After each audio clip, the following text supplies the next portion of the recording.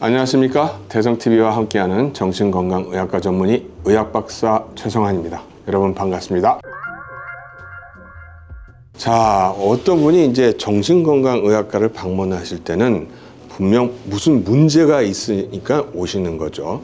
특히 자신이 나름 생각하는 부분에서의 정신적 문제, 무슨 말씀인가 하니 사실은 심장병이나 내분비계 질환 등 여러 신체적 질환이 원인이 돼서 생기는 정신적 증상을 가지고 정신의학과를 방문하시는 분들이 적지 않습니다. 무슨 얘기인가 하니 순수한 정신과적 문제가 아니라 심장이나 내분비나 다른 질환으로 인해서 정신과 증상처럼 보이는 증상이 많이 나타납니다. 그것 때문에 이제 오시는 분들이 계시죠.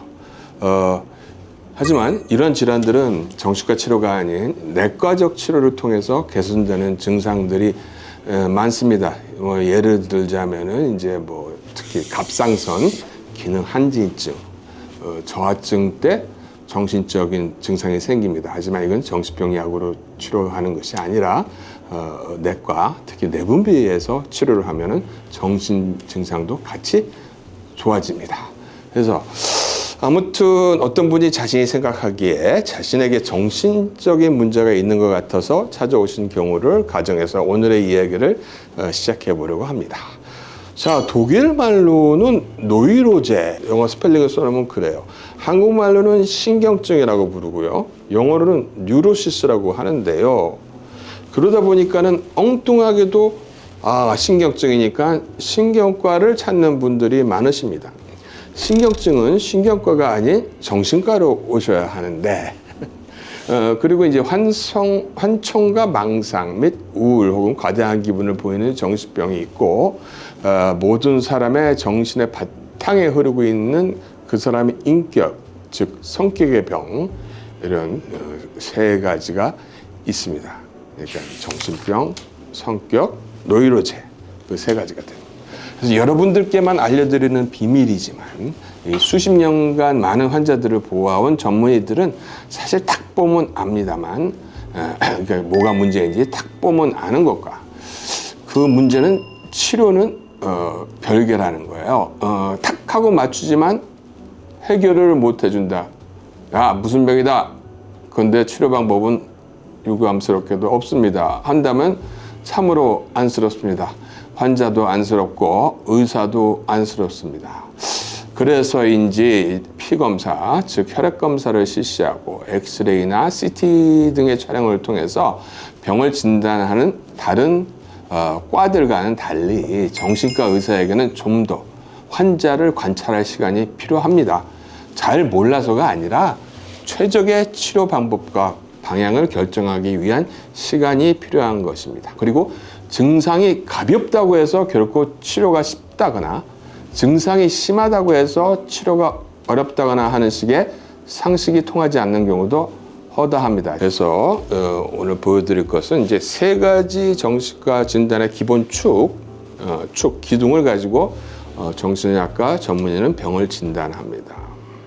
첫 번째는 이제 임상적인 진단입니다. 현재 나타나는 증상들을 기반으로 합니다. 이 두 번째는 바탕으로 깔려있는 오래된 문제점들, 즉 이제 성격, 인격이라고도 하는 그 장애하고 인격하고 지능이 떨어지는 정신지체가 있는지를 봅니다. 첫 번째는 병명을 쓰고요. 두 번째는 성격이나 지능 문제를 씁니다. 세 번째는 제가 앞서 말씀드린 것과 같이 일반적인 신체 질환이 있는가를 확인합니다. 그걸 반드시 확인해야 됩니다. 네 번째는 그 사람이 겪고 있는 심리적인 혹은 환경적 문제들이 있는 것이고요. 마지막 다섯 번째는 이제 가프 척도, GAF 척도라고 불리는 총괄 기능 평가 척도인데요. 글로벌 어세스먼트 펑셔닝 스케일 또는 가프 척도라고 간단히 얘기하지만 요거 보니까는 요거 상당히 중요하더라고요.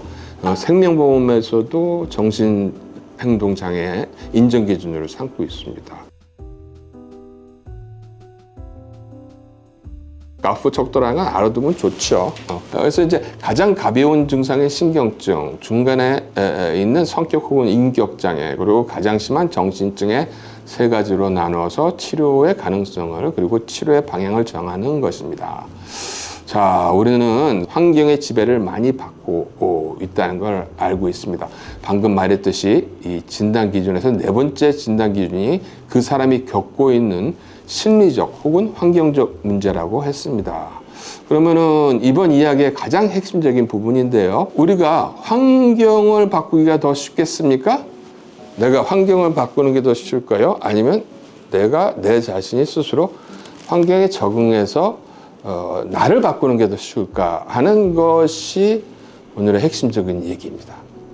왜냐하면 환경을 바꾸지도 못하고 내 자신을 환경에 또 맞춰 나가지도 못하고 심리적인 스트레스를 도저히 이겨낼 여력이 모두 소진돼서 정신적인 방어 능력이 모두 무너내린 것이 바로 가장 심한 정신병에 해당되는 질병들이라고 말씀드린 바 있습니다. 그렇다면 오늘의 주제인 신경증은 어떨까요? 건강한 사람들을 포함한 대부분의 사람들은 환경에 잘 적응해서 살아가는 사람들입니다. 하지만 환경에 자신을 너무 맞추다 보니까 스트레스가 쌓이고 욕구 불만이 축적되는 것이죠. 이게 신경증, 노이로제 뉴로시스라는 거예요.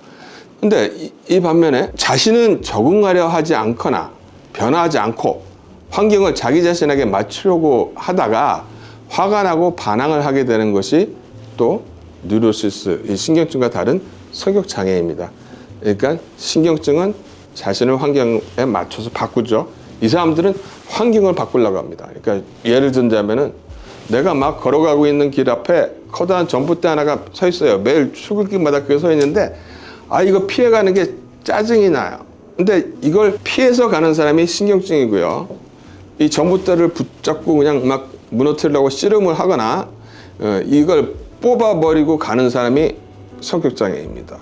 그러니 자꾸 사람, 사회, 규범 그리고 규칙과 충돌하게 되는 것입니다. 이렇게 계속 충돌하는 사람이 성격장애예요. 정신병보다 더 무서운 것이 성격, 인격인데요. 이러한 성격은 수십 년간에 거쳐서 형성된 것이라서 고치기가 제일 힘든 부분입니다. 어떤 부모님들은 90 넘으신 부모님이 70 가까이 된 자녀를 모시고 데리고 와서 저보고 이 성격 좀 고쳐달라고 할 때가 제일 암담한 거죠. 오늘 영상 어떠셨나요? 다음 시간에도 여러분들께 유익하고 도움이 될 만한 콘텐츠로 찾아뵙겠습니다.